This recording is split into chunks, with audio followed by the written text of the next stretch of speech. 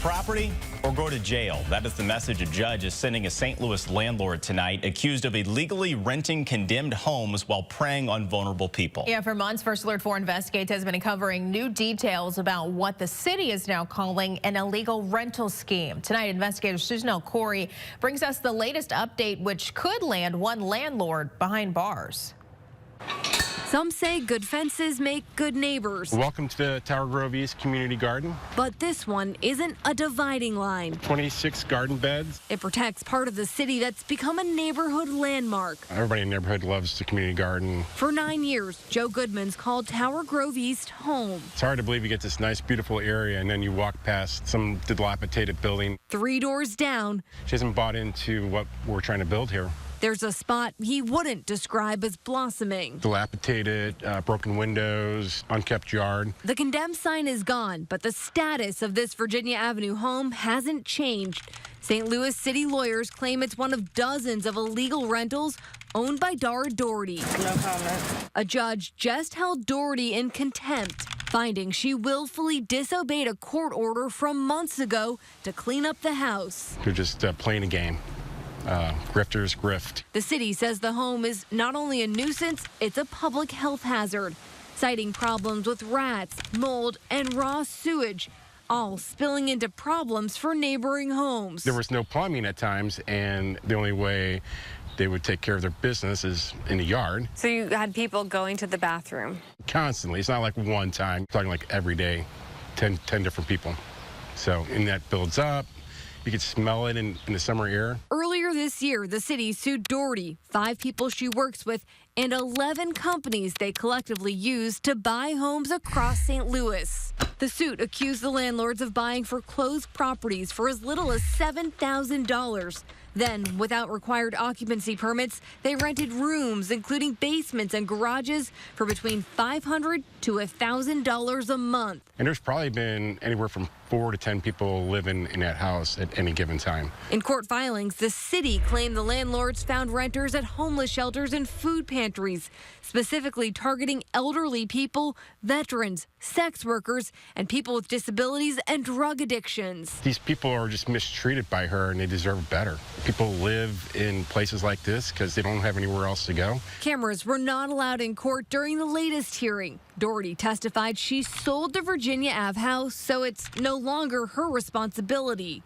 She claimed the buyer gave her $75,000, 50 grand in checks, and the rest in cash. The judge didn't buy that and said she's engaging in a shell game to escape liability. We tried to talk to Doherty leaving court. You can barely see her or her associate, Keith Mack, who's also being sued by the city. They spotted our camera and circled back inside and out another door. A few minutes later, a car drove by. We couldn't see who was inside, but they made sure to get our attention. Back in May, First Alert 4 Investigates caught up with Doherty as she left court the first time over this home. Do you have anything to say? No comment. Have you been illegally renting out homes? No comment. The judge gave Doherty 30 days to clean up the house, and he wants receipts with affidavits from the crews who did the work proving the job was done. If she doesn't comply, Doherty could be arrested. She's been in jail before for violations, code violations, and she gets back out and says, I'm not going to change anything. Reporting months ago by First Alert 4 Investigates exposed city records showing for decades homes owned by Doherty were cited by the city for code violations. They also led to hundreds of police calls, including overdoses, shootings, and suspicious deaths. But it wasn't until recently that the city connected the dots. Why did it take years to get to this point? Well, I don't have an answer for that, really, because usually a property owner would be responsive to the city telling them, hey, there's a problem here. You need to fix it. The city of St. Louis calls this lawsuit the first of its kind. Did you ever think that it would take this, of the city actually taking a property owner to court? I didn't think it would come to this, no. You would think somebody would start working on a property before they go to jail. As the home continues to sit unchanged, Goodman is sticking to his side of the fence, Dara has no concern about this neighborhood. hoping what's growing here will spread. The judge also ordered Doherty to pay about $26,000 in fines and is charging her $1,000 a day until she's no longer in contempt. Many of the other properties Doherty and her business associates own are continuing to rack up code violations.